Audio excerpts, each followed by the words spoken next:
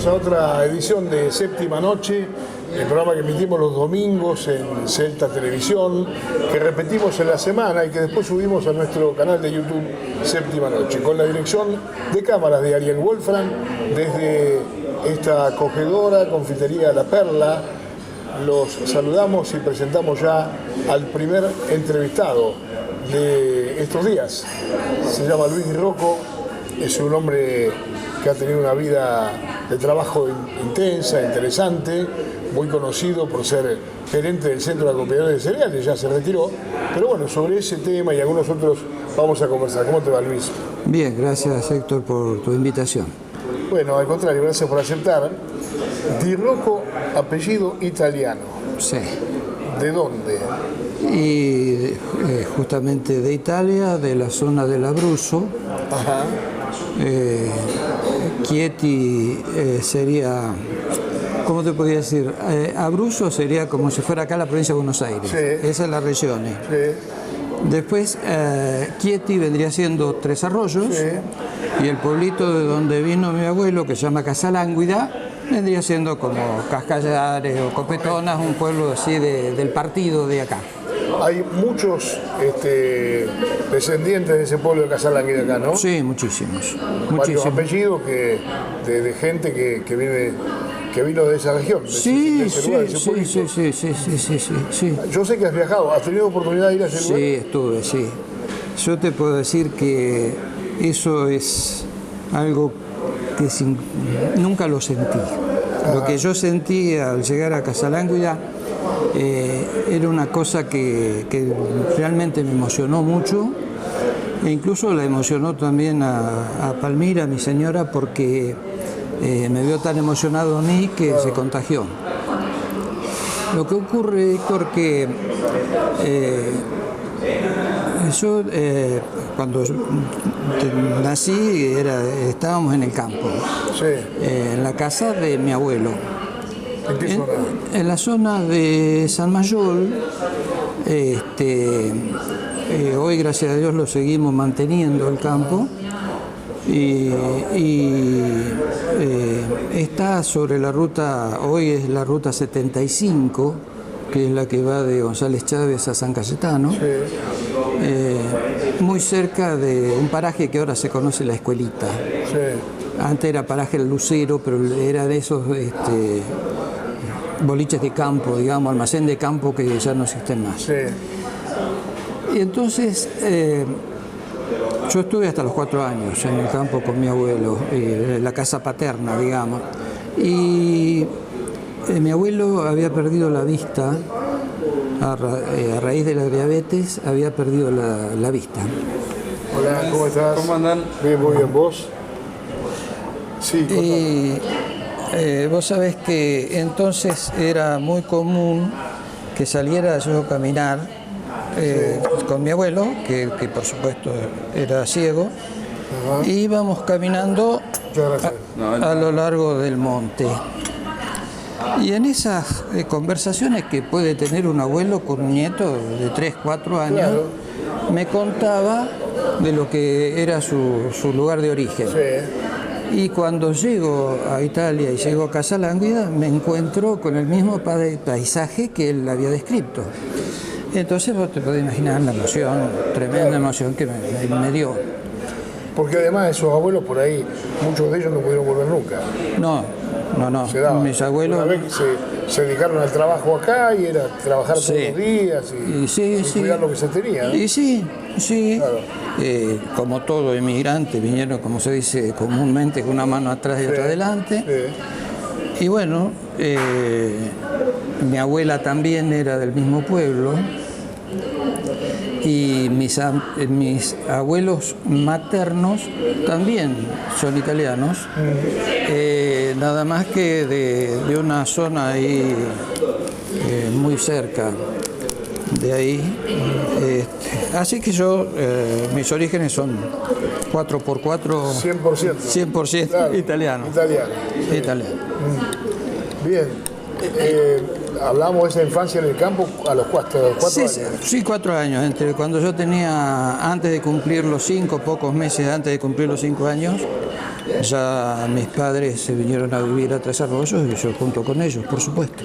¿Tus padres trabajaban en el campo en su momento, en el campo de tu abuelo? Papá, sí. ¿Y cuando vinieron aquí siguieron con esa actividad o no? No. Ya papá se desentendió porque lo que pasa era que mi abuelo llegó a comprar 500 hectáreas de campo.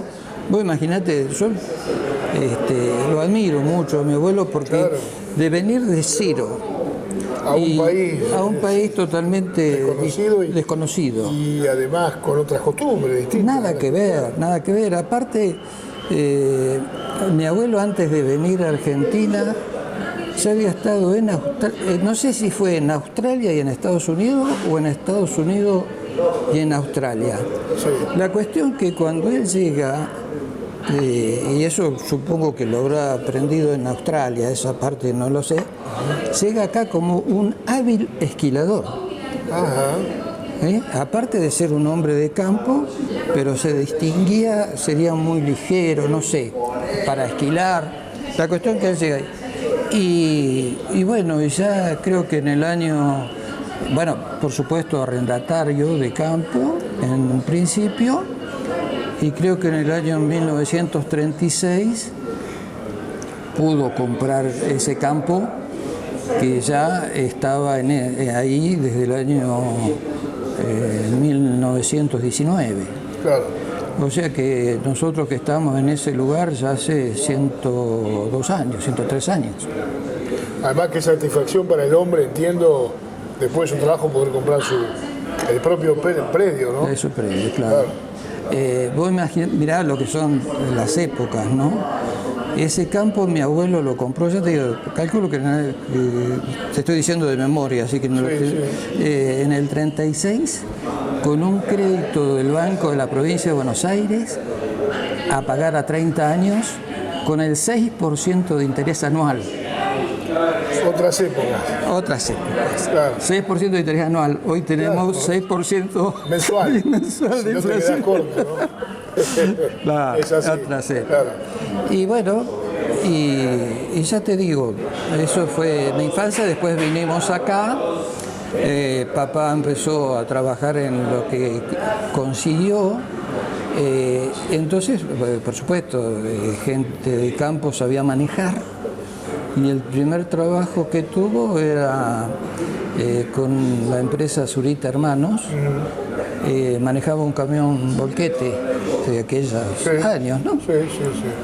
Y después fue cambiando de trabajo hasta ser gastronómico. Y con un tío mío tuvieron muchos años la cantina del Club Costa Azul. Muchos años trabajó ahí hasta que se retiró, hasta que se jubiló.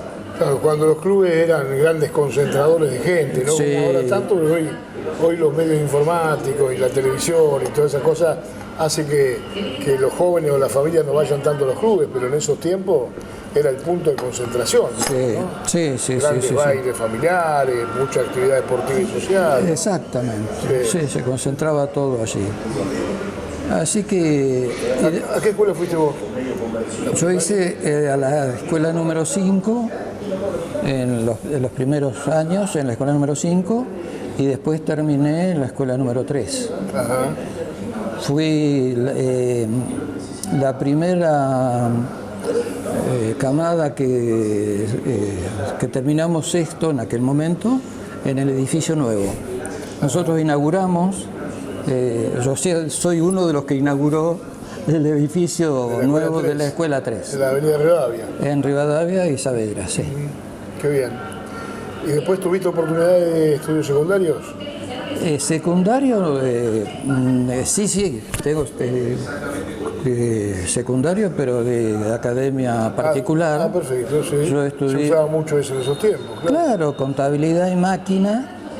Era, digamos, los que no podían ir al Nacional o a la Industrial, porque, qué sé yo, ponele que cuando yo egresé de sexto, seríamos 24, 26 alumnos, una cosa así, y que se fueron a estudiar tanto al Colegio de Artes y Oficios, que era en ese momento, y al Colegio Nacional, habrán sido 6 o 7. Claro, por ahí la mayoría iba a trabajar. Tenía el primario y después a trabajar. Claro.